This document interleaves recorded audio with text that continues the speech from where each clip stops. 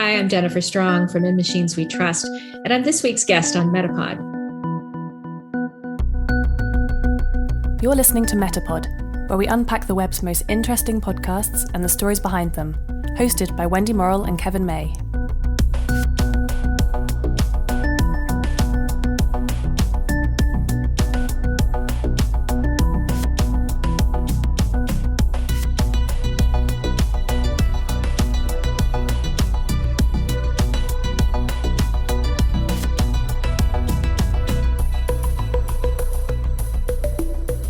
Hey Kev, and hello listeners, welcome back to MetaPod. Yes, welcome back to MetaPod listeners, and hello Wendy. We've got a rather interesting guest and podcast on this week's show, haven't we? We do. Our guest is Jennifer Strong, and she's the host and executive producer of the award-winning In Machines We Trust, a podcast about artificial intelligence and the automation of everything. Everything? Yes, everything. Maybe we could automate this intro each week then, save us a bit of time. Maybe we could, but would it be as fun or interesting, Kev? If it could enable us to tell puns to each other in two different languages, that might be fun. That might be fun. And do you think that AI Kev is just as funny as regular Kev? By default, AI Kev will always be funnier than regular Kev. Oh, okay. Well, look out then. Anyway, Jennifer is the editorial director of audio and live journalism for MIT Technology Review. She's based in the New York City area, and thanks to the amazing technologies that we all use nowadays, we were able to connect with her to discuss some of the issues arising from the automation technologies that they explore in Machines We Trust. Yeah, we also learned that Jennifer likes to keep a good balance of tech in her life, preferring to do and make things with her own hands in her free time. And one of those things is curing olives. Yes, very interesting. What's your favorite kind of olive, Kev? All of them, Wendy. Actually, I don't like olives, but that's Even better. You've got all of the puns, don't you? All right, please, let's start the tape. Jennifer Strong of In Machines We Trust, thank you for joining us on MetaPod this week. Hey, thanks so much for having me. So you are the host of In Machines We Trust, which is a podcast about the automation of everything, which is quite a lot, I think. We were wondering which digital services or devices you personally use that automate part of your life that you rely on the most. I think I warned you, this is where I'm a little bit boring. Like most people, when you leave your job, you try to not do anything related to your job, maybe the farthest thing from your job. So I don't know. I like to make things. I like to do very practical things, like I cure my own olives. I don't know. I don't have much in the way here. I've not been fast to adopt like smart home devices or much in the way of automation. My son uses an actual typewriter with ribbons. Really? I don't know. Yeah, he was on, he's 11 and he found it at a thrift store and he's like, Mom, this thing, it prints in real time and it doesn't, there's no notifications to interrupt you while you're thinking. He's like, it's brilliant. Can we bring it home? And I was like, absolutely, sweetheart. So I don't know. The closest thing we got recently, I guess we adopted a Roomba, like a robot vacuum. And how that's going, I don't know. We named it Sucker because it, in theory, sucks things off the floor. Obviously. And mostly it texts me a lot. Like, Sucker needs your attention. Sucker is stuck on a cliff. I can't say that it's especially, I don't know. We'll see how this goes. So, I mean, the automation of everything, maybe we could also ask you to define automation. It's really decision-making for the most part, right? But when you automate a process, when you adopt an application, when you outsource things to a machine, that's really what we're talking about. I mean, you can say a lot of what we cover on the show is AI, but that's really it. We're looking for like a lens to better understand changes to the way we live and work, right? So it's exploring how some of these changes in how we make decisions or how we go about a process, how it's happening and that it's happening. I think a lot of the stuff that we talk about on the show surprises even us because we start by saying, I wonder how this is being used in retail. Or I wonder how this is being used in HR. Right now, we're spending a lot of time looking at mental health right? The tools being used to assist, diagnose anxiety and just general mental health. And you'd be surprised. Adaptive devices to assist the elderly. You'd be surprised by how many different ways in which things have changed. Mm-hmm. And we're not really aware, I guess, that things are changing. And it's not to say they're good or bad. That's absolutely not my role. I'm not here or anywhere to say, tell people what to think or how to think about it, just to observe the changes and to explore kind of how these things work and often whether they work. For those who haven't listened to your podcast, maybe you could give an indication or a range of topics that they can expect to hear about. Sure. Do you want me to go backwards or forwards? Because I can say that the show is about 1.5 years old. Mm-hmm. And so far we've looked at face recognition technologies quite a bit. Okay. So we did a whole series on how police departments use them around the world, actually. We've done a whole series also on hiring. Most of the Fortune 500 in the United States uses at this point AI in some way to determine who gets a job and to evaluate candidates. Actually, best we can tell, virtually all resumes go through this before they're ever seen by a human or first kind of graded and parsed and looked at by a machine. We've looked at emotion recognition and I guess in terms of how all these things impact you. When you post a photo on social, do you realize that police departments around the world can use them as a digital lineup, for example, that when someone is caught on a store camera, that it could be run against not just your driver's license, but whatever you put on Facebook or Twitter, unless you specifically checked a box to prevent anybody else from having access to the photo outside of your network, these types of things. So automation is everywhere. That's not necessarily good or bad. It just is. Obviously, a lot of us been working from home for a long time now. We certainly appreciate having a number of things in our home that allow us to do these things a little bit more easily, but there's a lot to consider. For those of the uninitiated into the world of technology who may hear lots of buzzwords and phrases a lot, are you able to tell us what is the difference between artificial intelligence and machine learning? Or is there no difference? Okay, so lesson 1 in all of this is that everybody disagrees about everything. And even the professors and developers of these technologies and the products that they fuel have a hard time defining these things. Right. So I think for our purposes, and this is largely how we came down to the word automation, right? Yeah. On some level, it doesn't especially matter. What matters is that the way you make your resume, or you were always told the way to make a resume, probably doesn't apply to the world we live in now, because a lot of the templates that people use aren't really read properly by the software we now use to submit ourselves for a job. So it's the more important part is less like how in some ways than knowing that it is, if that makes any sense. Yeah. There is an implication in the title of your podcast, In Machines We Trust. That last word there is trust, isn't it? So that's where things get a little sketchy, because some people, maybe the tech heads among us, do trust all the developments that you cover so excellently in the podcast. And I do think it's a really terrific podcast, and I've gone through loads of episodes. But I do wonder, this question of trust, there is an implication in the title that people do trust them, right? Well, when you get in the car, right, you may not understand how the things under the hood function, but you trust that it's going to that it's going to work, right? And so we do invite a lot of these things into our lives, whether we're aware that we do or don't, right? Whether it's devices or just software, and we do expect them to work, whether we understand how they're working or the implications of their working or not working very well. Yeah.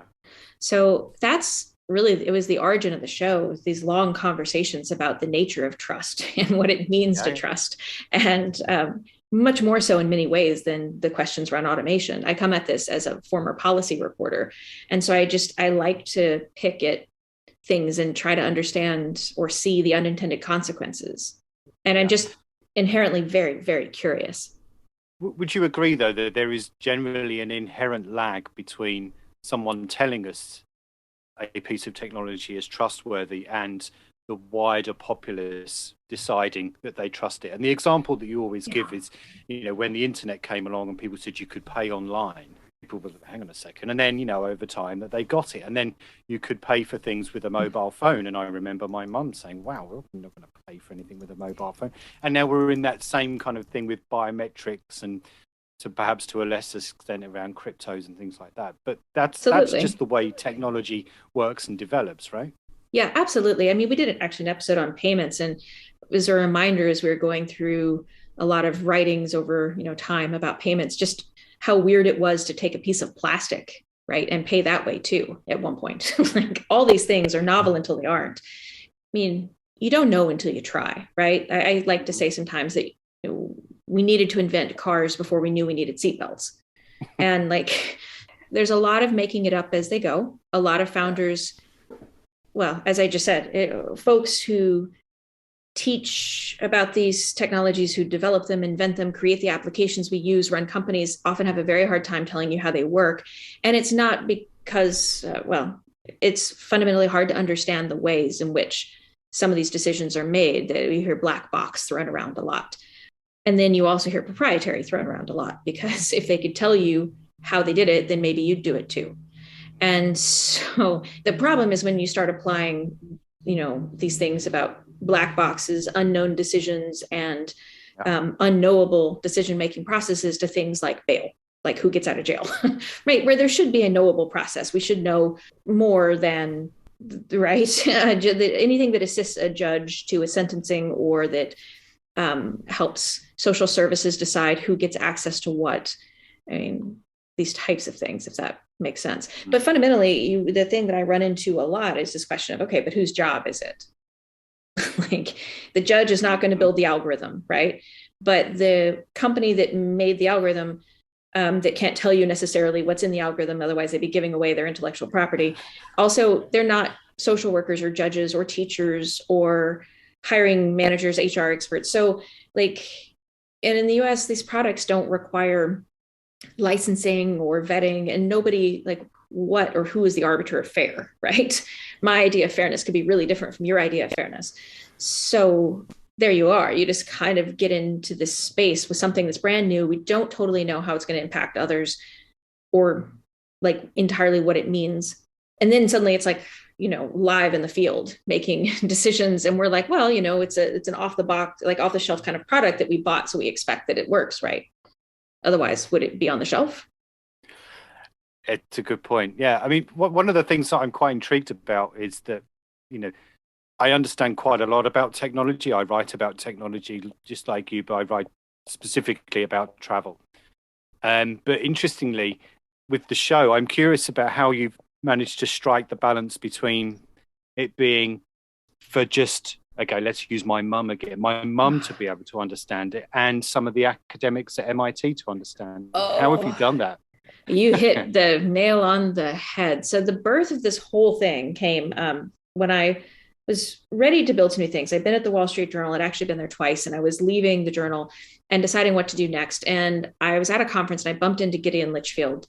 He is now the head of Wired, but at the time was running Tech Review. And I was like, we need a way for the rest of the public to kind of, like, we can't make informed decisions unless we're informed, right? And whose job is that at this point? Because lawmakers certainly don't understand what's going on, and regulators had no idea what's going on. And a lot of the laws, to the extent there are 50 years old. So, predating all of this that's going on. And you've got executives who don't necessarily understand it either. So there needs to be like a broad mass way to talk about these things.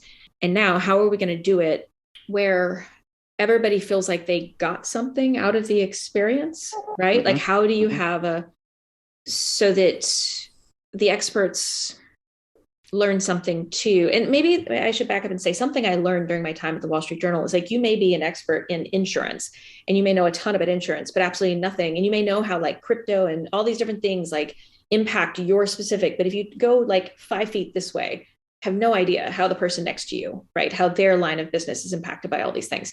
And so there is an opportunity with every one of these to back up and give like a little something to this expert, right? But then also permission to a lot of the experts to ask the questions they don't feel like they're allowed to ask anymore, because by now we should all understand blockchain, right? And machine learning. We should know all these things.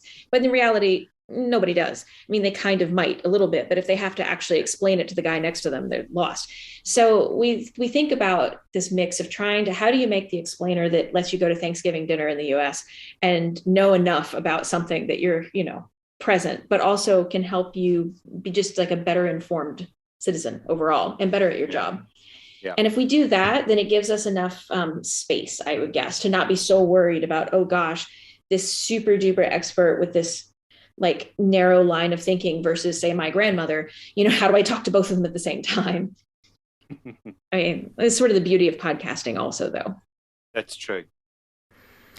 Jennifer, I'm curious about the range of controversy that you may come across in interviewing for an episode, but maybe decide not to include or to include in an episode.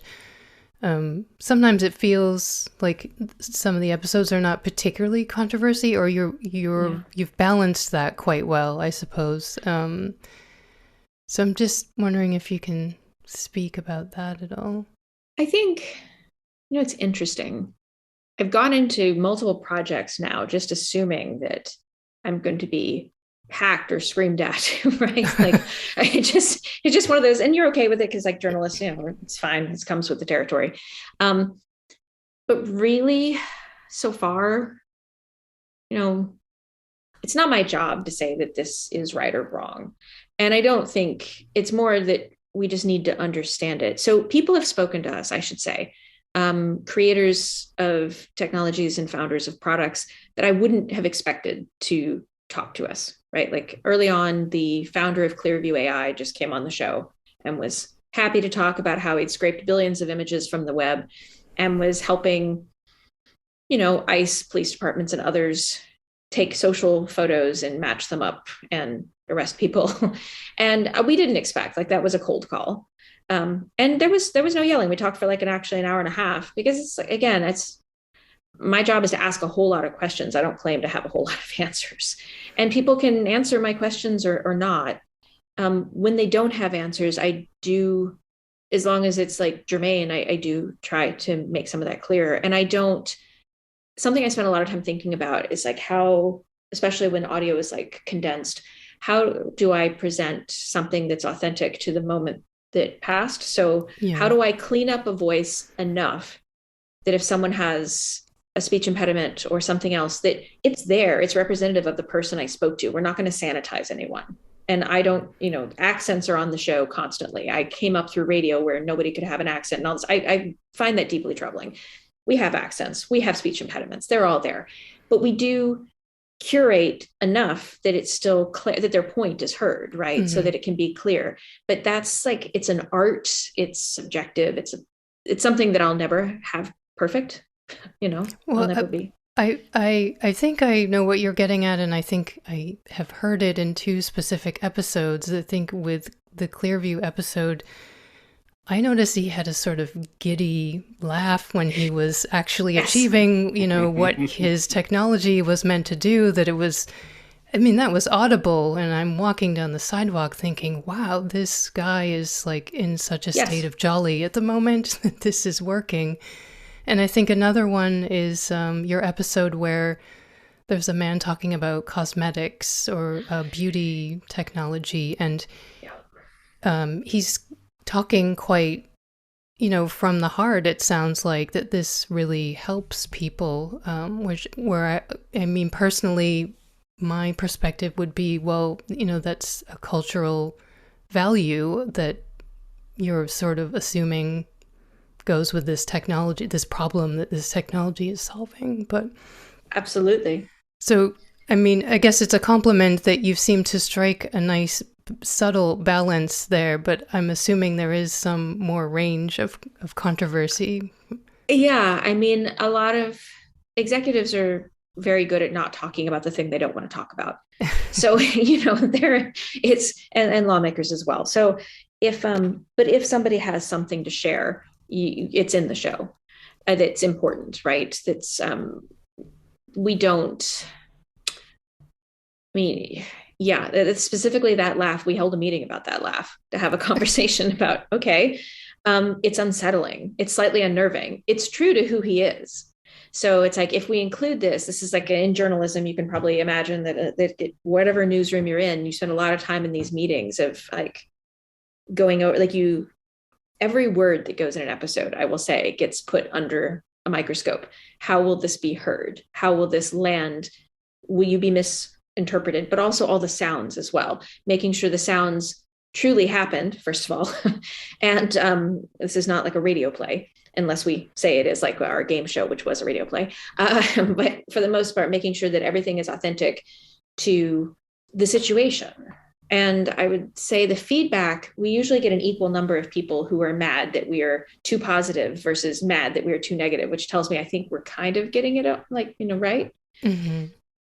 But if I may ask on that particular episode, Jennifer, I mean, it's interesting that you two have focused on that particular element about the way he sounded, and Wendy was right. He sounded kind of jolly and happy with what he was doing.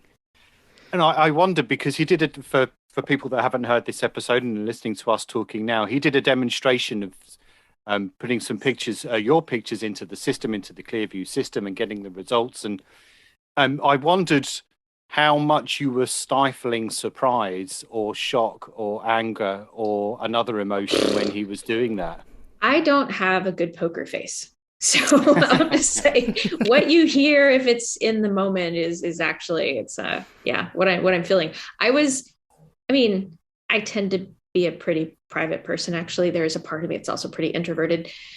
So I've checked all those boxes on social, to the extent I'm on social, to make sure that, pictures of my children are not showing up places, things like this. Right. But it's a fact of life that I'm out in the world moderating panels, or I was until COVID, and doing a lot of things. So I should expect that there's photos of me doing my job.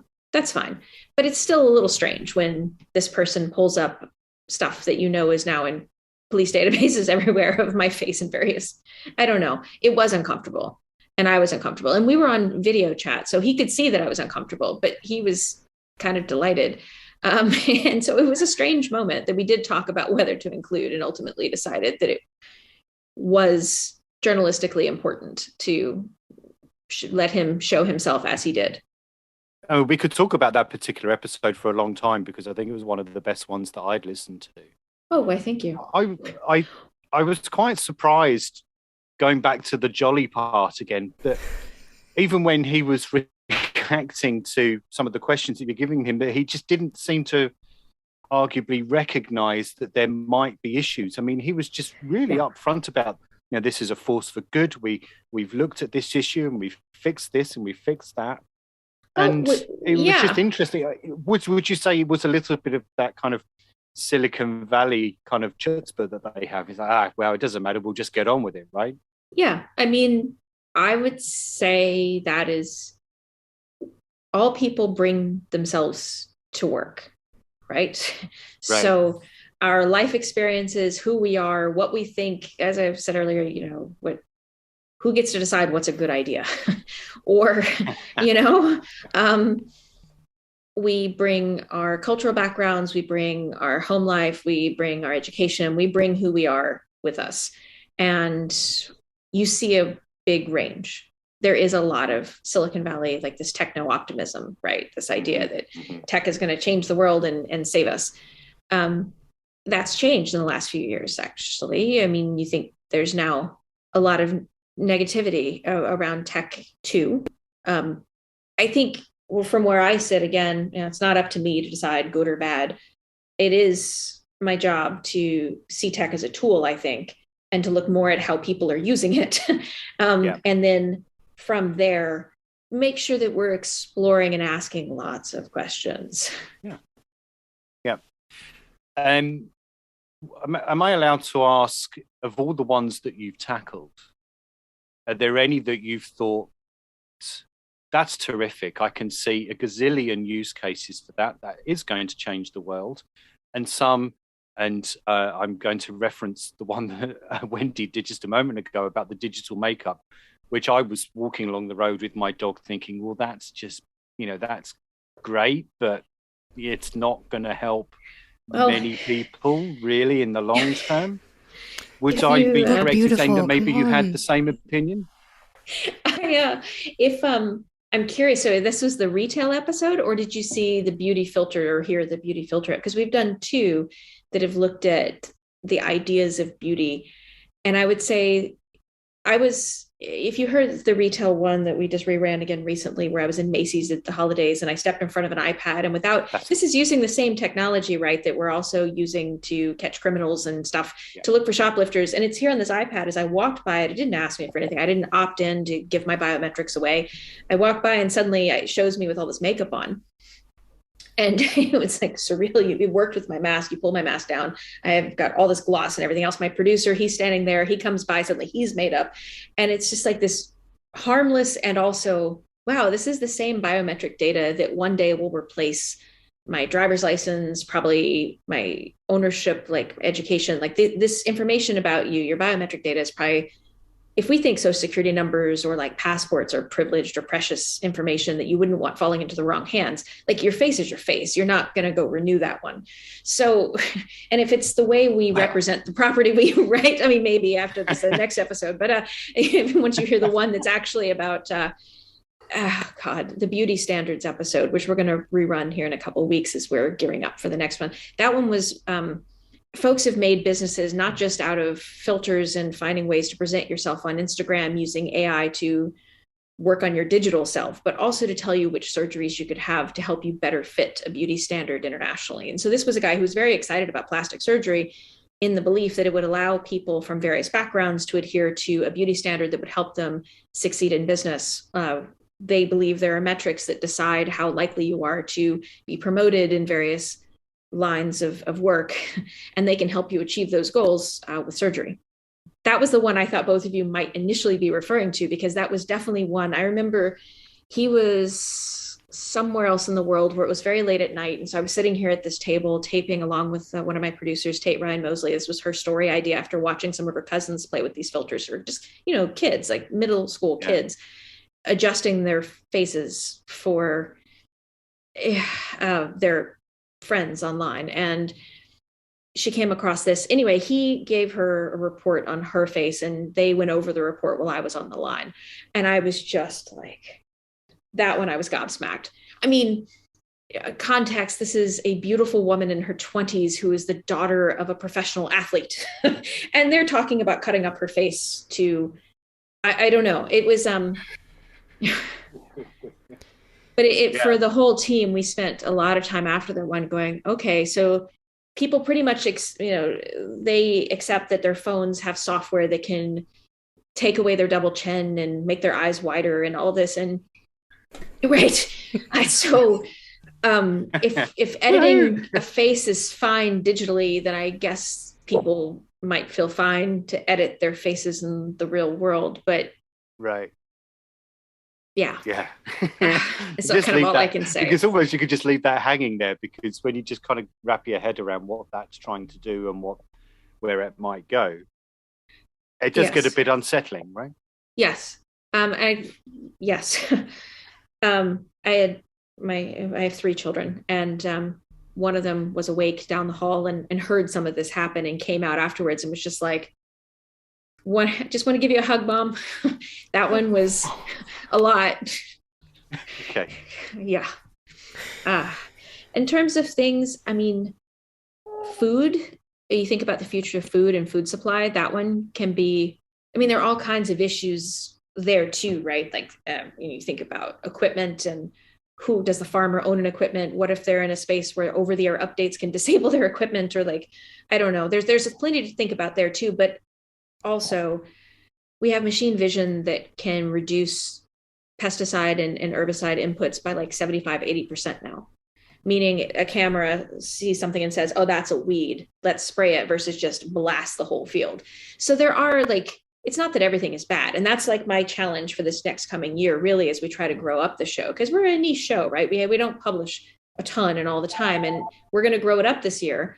And as we do, that's a big part of it, is looking for not just, we listen to podcasts to escape to a certain extent, right? Like I personally don't go looking for a podcast that's going to leave me totally, especially in recent years, like, oh, here we go again, world's falling apart. It is also helpful to feel a little inspired or educated. Sure.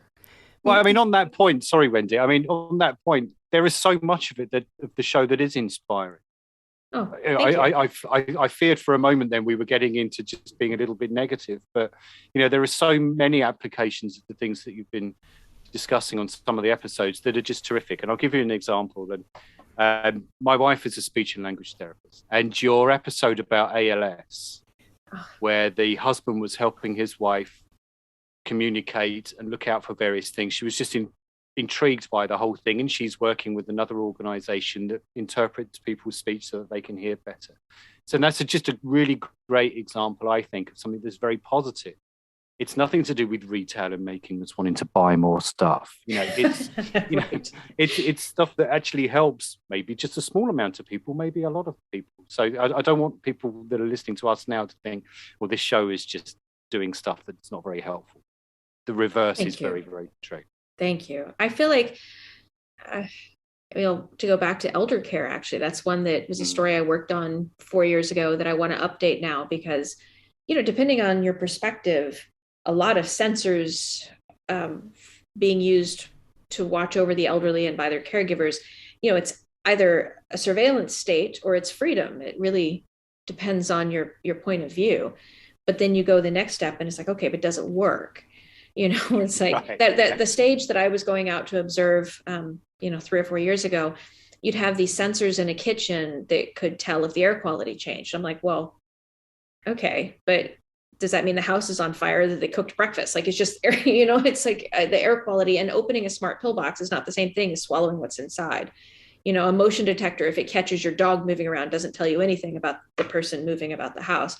And just, so I think trust, but also consent are big themes. Yep. What is consent? And then also, what is the purpose? And does it work? Is it doing what we think it's doing? Oh, pretty important. Yeah.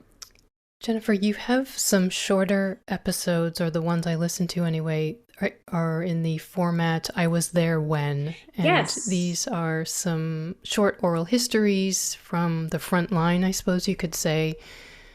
So I think I listened to one researcher and one employee from Facebook. And I think this is a really nice angle that the show takes. And I've also read some reviews about these episodes, which were, what I thought was interesting is that, someone really didn't like the episode with the person from Facebook because really they were just talking about why they lost their job, according to the reviewer. Mm-hmm. The issue of technology and what it does to our own labor force and work conditions comes up a bit, but is maybe not totally the focus. But do you see anything about, the future of work based on the technologies you're talking about? Oh, yeah, absolutely. So to back up though first, I Was There When as an oral history project, something I've wanted to do for a while. I just think it's important that we capture the stories of folks who, like, their lived experience in all of this as well. So we did have a Facebook researcher who's the one who discovered the manipulation by governments of pages. It would actually sway public opinion, but would seem to represent a broader swath, right, of people when they were actually fake pages. And then another one we had was a man who helped create the first commercially viable face recognition system, who has now spent more of his career kind of lobbying against uses of face recognition than, or finding other ways to apply it. For example, for a digital ID to help like in developing nations.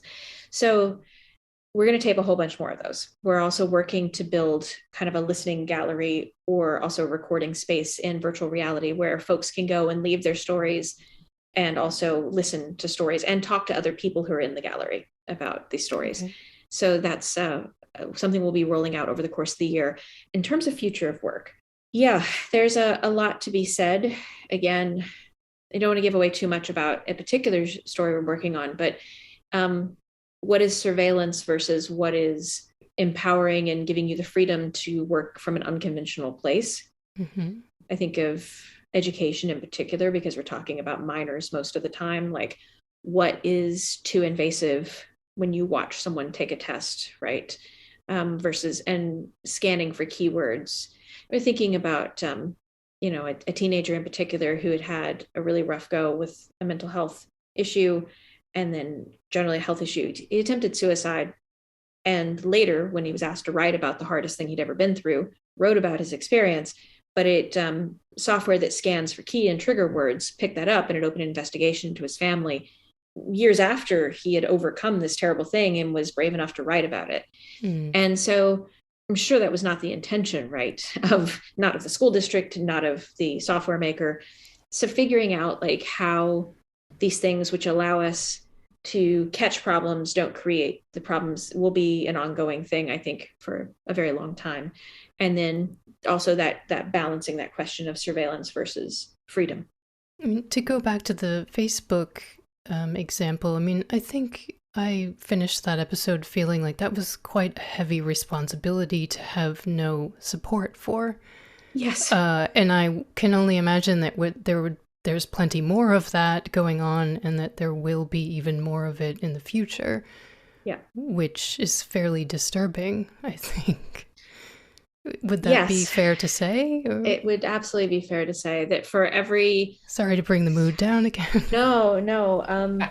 It's one of those things, right? When you're capturing these oral histories that, you think of researchers who couldn't get their faces recognized by the product they're working on because their skin is darker than the training data. A 20-something-year-old woman who found herself responsible for choosing which country to help prevent a coup, essentially, right? Yeah. Or a destabilization because there's only so many hours in a day and it's not technically your job. And these tech companies increasingly kind of functioning as governments, right? They're making decisions that you would think of as being ones that would be made by like a political body or a international organization, not by a company. And it's not because it was conscious for the most part, right? That I don't think anyone argues that Facebook set out one day to decide world politics.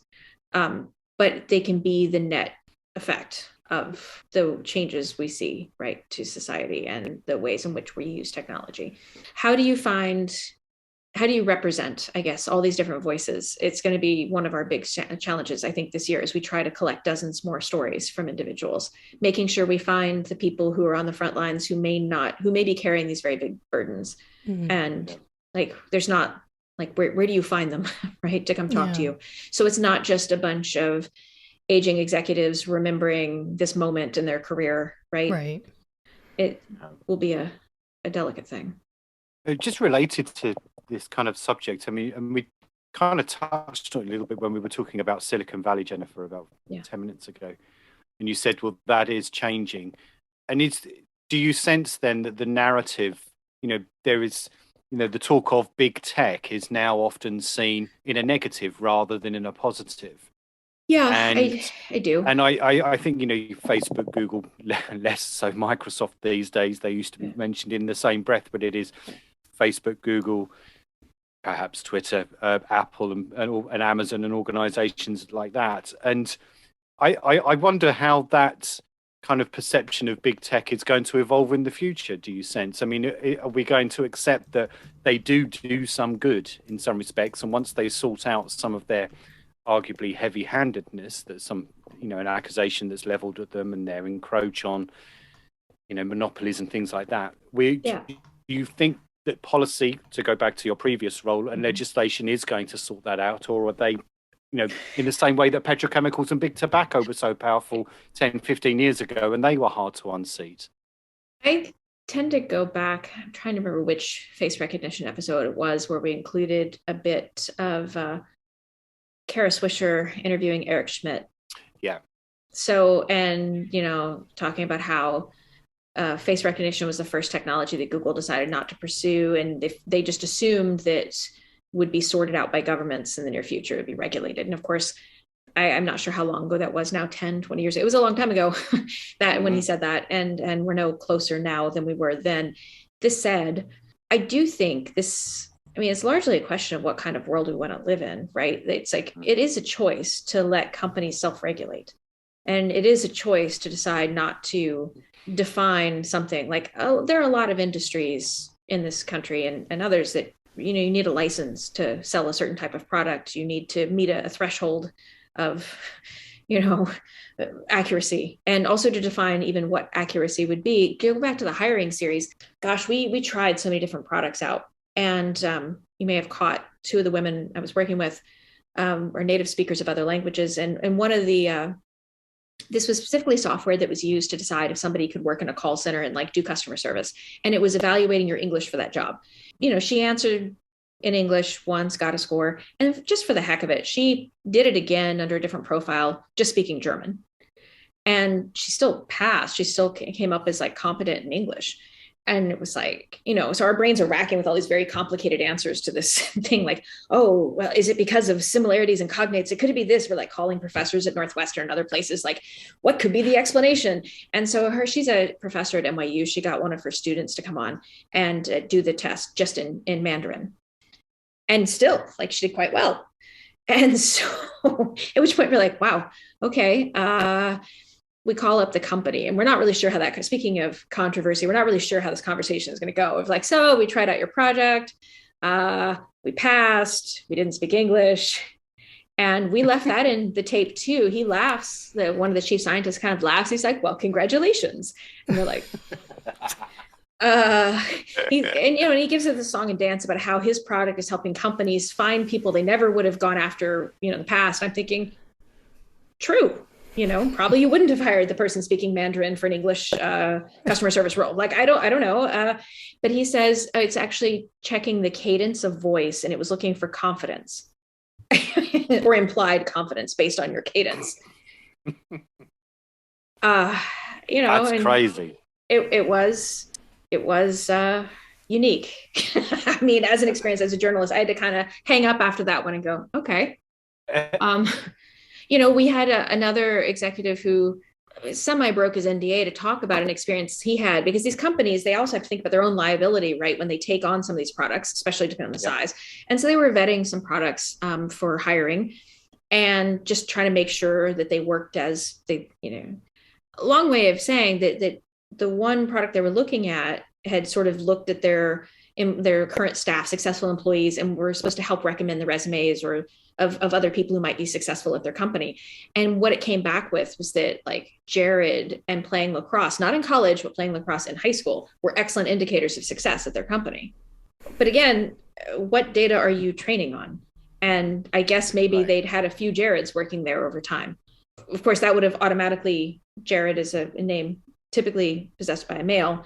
So it's going to start preferring men who, if you go to high school where there's a lacrosse team, that implies quite a bit about demographics and wealth, but also why lacrosse in high school and not in college? Who knows? There's no looking for meaning becomes like this sort of stupid exercise, because, there is no meaning that, like, you're going to be great at software development because your parents named you Jared. Like, so the next test, like for journalism, is to then, take a step back and be like, this is actually, it's not my job to have an opinion, but this is just stop looking for meaning where there isn't any, right? And in fairness to all parties, that wasn't the intention at all of anyone.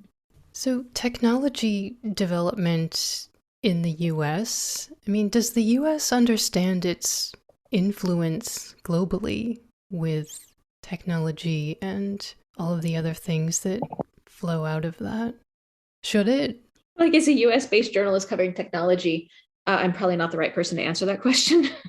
So I also think that the influence of the US is probably changing a lot too, versus technology developed in other parts of the world. But I think it would be, and that's why I'm doing this thing, right? I would think it would be great for us to understand a bit more about our technology and how we use it and why we use it the way we do and what the implications of all of it. I mean, do you talk to a lot of folks who do have that view on how the technology is applied in a completely different way elsewhere in the world? Define used in a completely different way. Like, I feel like plenty of the ways that we're told to use it can also be problematic. Like, even when you're using it as prescribed, to go back to the hiring series, or I think the bigger thing is that data for use, obviously, super important. Meaning that you have to think about how these systems are trained. And if you're really observing what you think you're observing by using the data that they're collecting. Does that make sense? To go back to that whole, like if you put a piece of toast in the toaster, it's going to create something that can be read in your air quality in your kitchen, but that's not the same thing as eating the toast. And also that, that burning could be something else, like your wiring. I don't know. Like,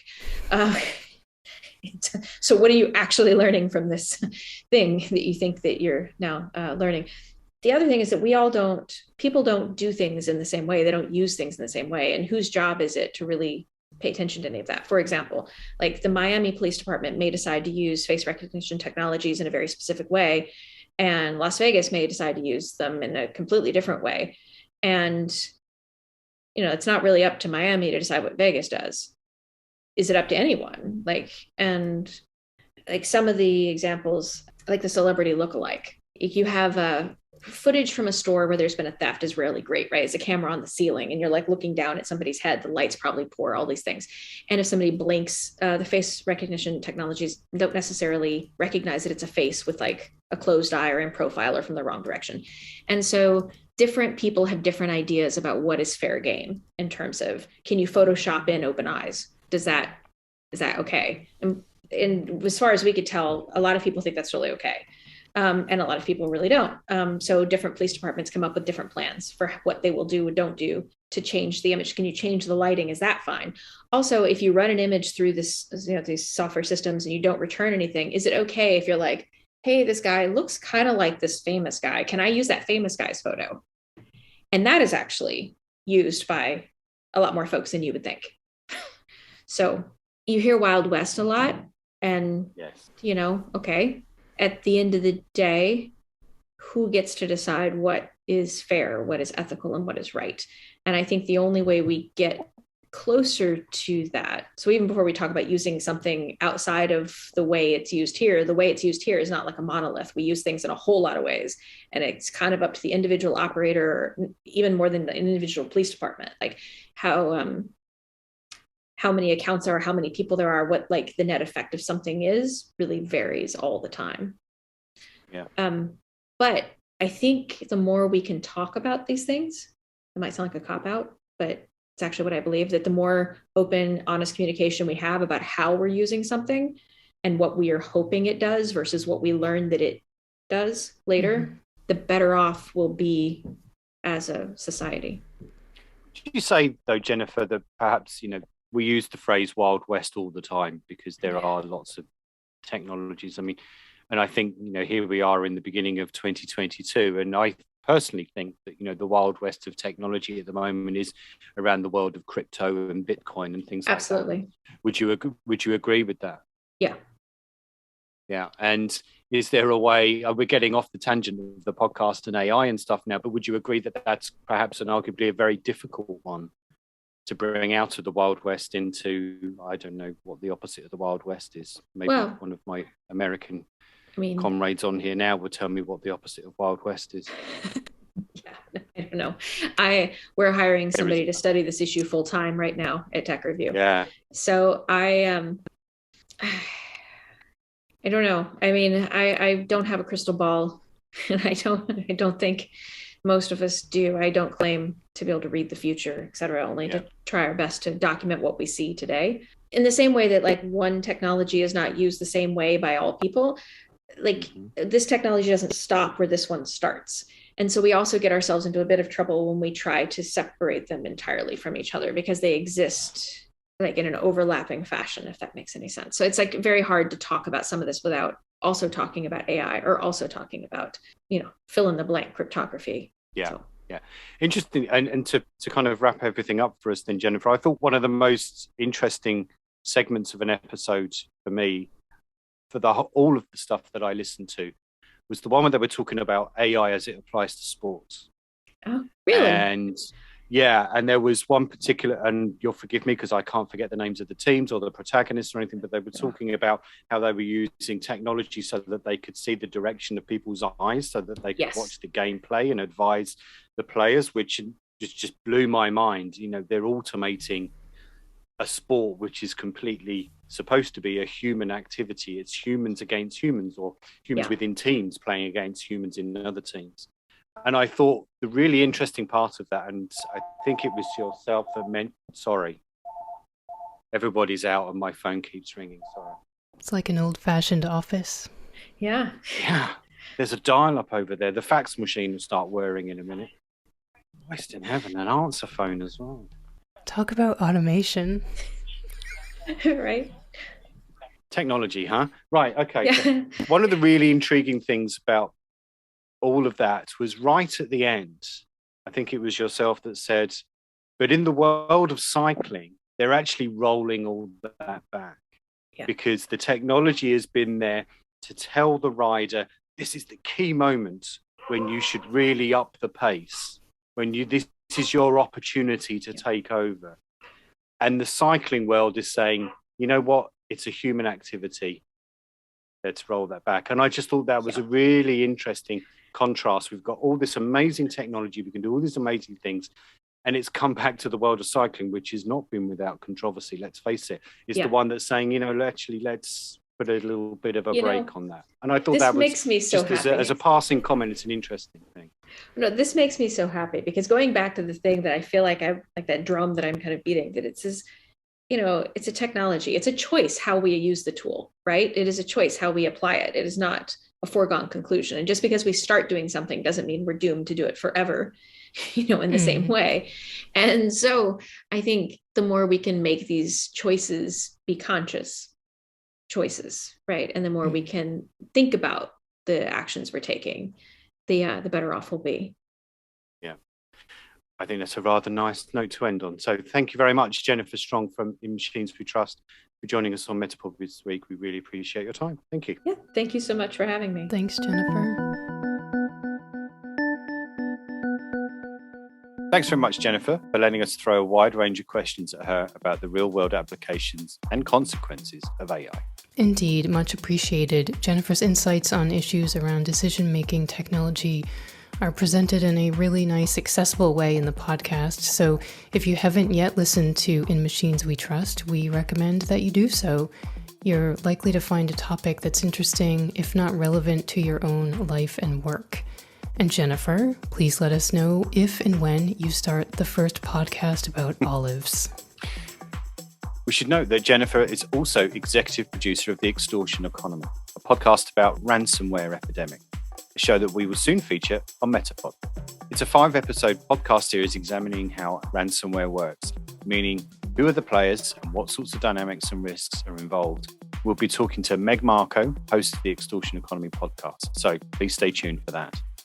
Yes, that's right. It's a fascinating series. It's easy to listen to, and I'd highly recommend The Extortion Economy to anyone who enjoyed the BBC's Lazarus Heist podcast about North Korea and cybercrime. You can hear our interview with the Lazarus Heist presenters Jean Lee and Jeff White in episode 34 of MetaPod. Well, that's enough ransom cyber techno-crime listening for your next treadmill workout. Let's hope so. Please don't trip and hurt yourself if you're working out right now. No, please. Okay, as always, you can find more info about this episode and others at our website. That's metapodshow.com. We'd love to hear your feedback, so drop us a note or connect with us on social media and let us know what you think. That's all from Wendy and I for now. We'll see you next time.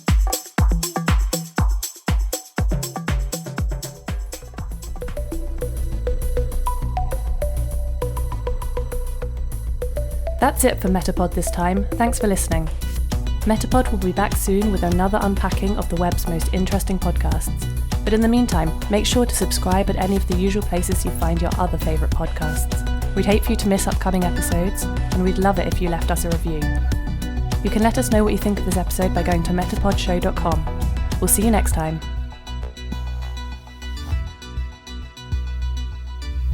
MetaPod is produced by Wendy Morrill and Kevin May.